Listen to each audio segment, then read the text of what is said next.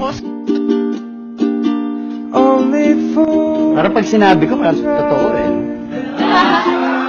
Kaya sabi ni Catherine, kaya na sinabi ko sa... Hindi na yun eh. Hindi na inis, tatuwa. Ano tayo?